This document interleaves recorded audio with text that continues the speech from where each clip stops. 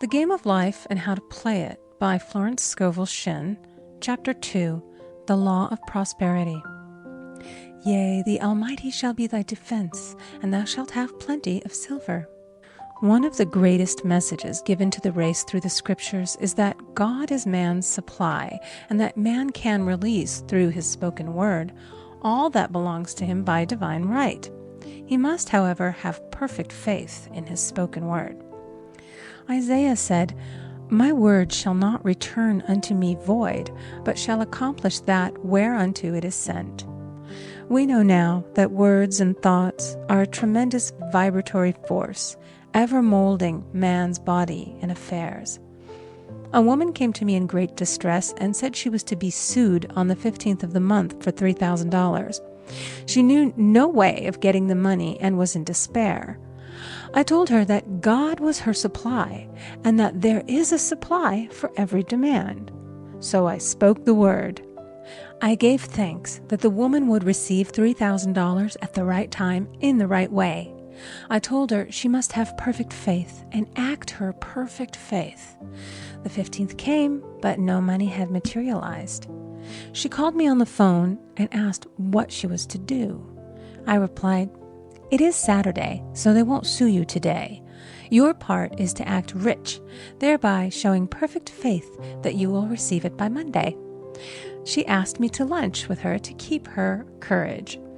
When I joined her at a restaurant, I said, "This is no time to economize. Order an expensive luncheon and act as if you have already received the $3,000. All things whatsoever ye ask in prayer, believing ye shall receive." You must act as if you had already received. The next morning, she called me on the phone and asked me to stay with her during the day. I said, "No, you are divinely protected and God is never too late." In the evening, she phoned again, greatly excited, and said, "My dear, a miracle has happened. I was sitting in my room this morning when the doorbell rang. I said to the maid, 'Don't let anyone in.' The maid, however, looked out the window and said, 'It's your cousin with the long white beard.' So I said, 'Call him back. I would like to see him.' And he was just turning the corner when he heard the maid's voice, and he came back.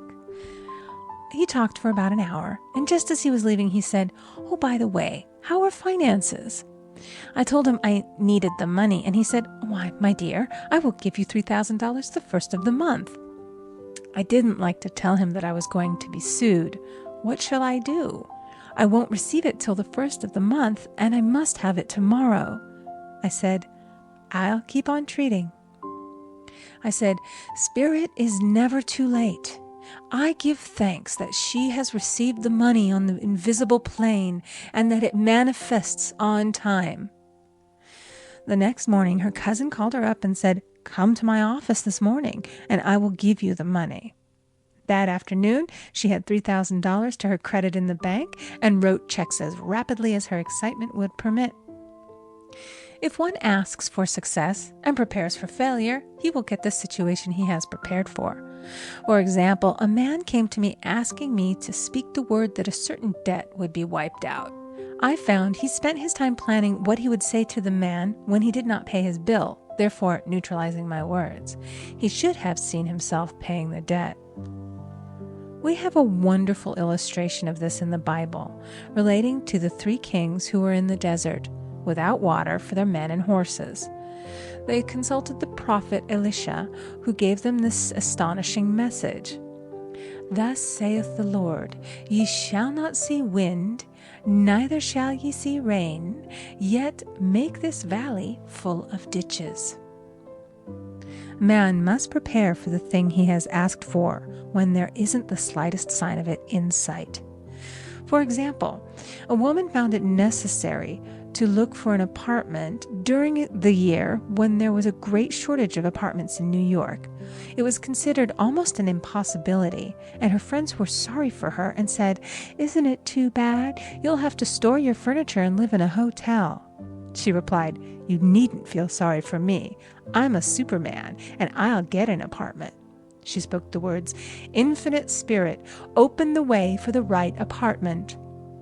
She knew there was a supply for every demand and that she was unconditioned. working on the spiritual plane, and that one with God is a majority. She had contemplated buying new blankets when the tempter, the adverse thought or reasoning mind, suggested, "Don't buy the blankets. Perhaps, after all, you won't get an apartment and you will have no use for them." Promptly she replied to herself, "I'll dig my ditches by buying the blankets." So she prepared for the apartment, acted as though she already had it. She found one in a miraculous way, and it was given to her although there were over 200 other applicants. The blankets showed active faith. It is needless to say that the ditches dug by the 3 kings in the desert were filled to overflowing. Read 2 Kings. Getting into the spiritual swing of things is no easy matter for the average person. The adverse thoughts of doubt and fear surge from the subconscious. They are the army of the aliens, which must be put to flight. This explains why it is so often darkest before the dawn. A big demonstration is usually preceded by tormenting thoughts.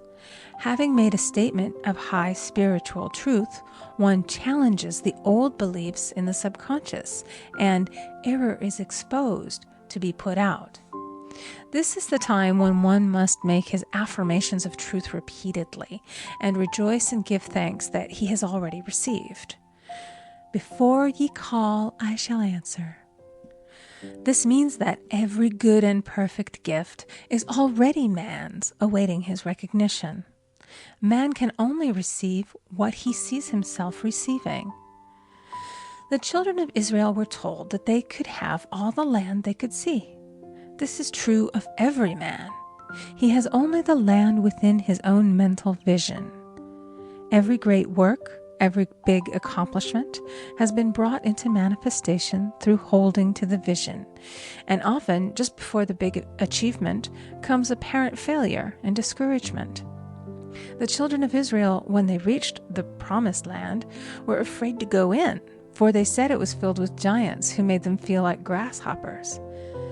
And there we saw the giants, and we were in our own sight as grasshoppers.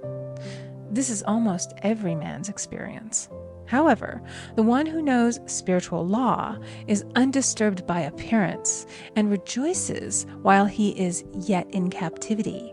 That is, he holds to his vision and gives thanks that the end is accomplished. He has received. Jesus Christ gave a wonderful example of this. He said to his disciples, "Say not ye, there are yet 4 months, and then cometh the harvest?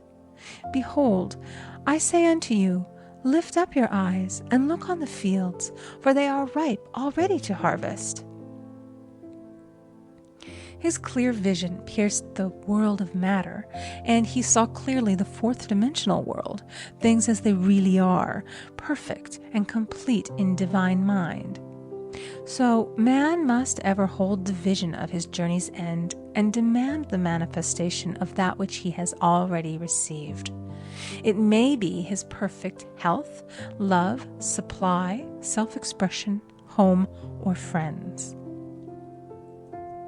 They are all finished and perfect ideas registered in divine mind, man's own superconscious mind, and must come through him, not to him. For example, a man came to me asking for treatments for success.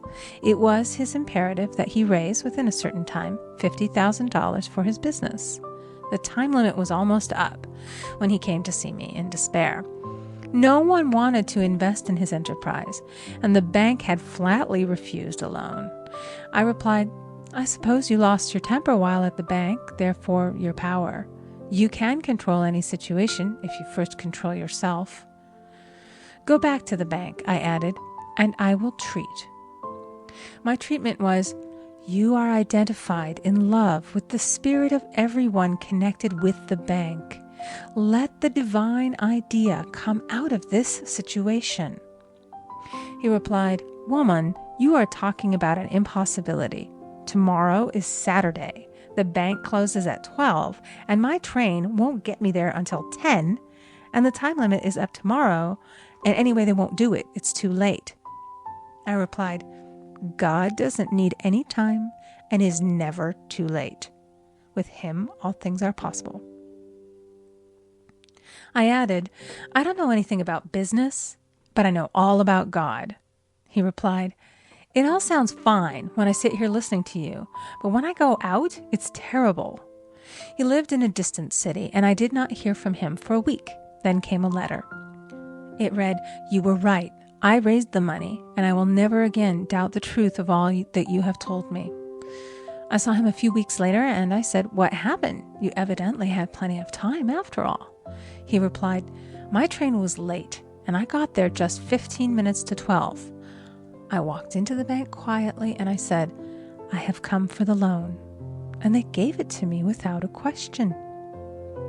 It was the last 15 minutes of the time allotted to him, and Infinite Spirit was not too late. In this instance, the man could never have demonstrated alone. He needed someone to help him hold the vision. This is what one man can do for another.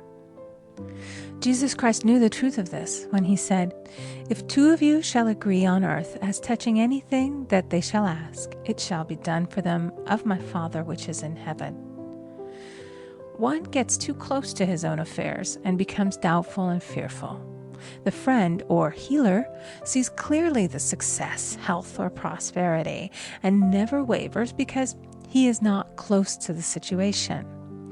It is much easier to demonstrate for someone else than for oneself, so a person should not hesitate to ask for help if he feels himself wavering.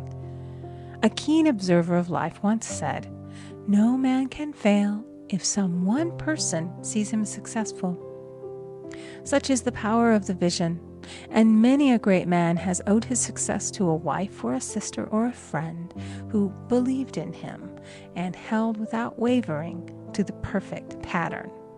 End of chapter 2. Recording by Amy Conger.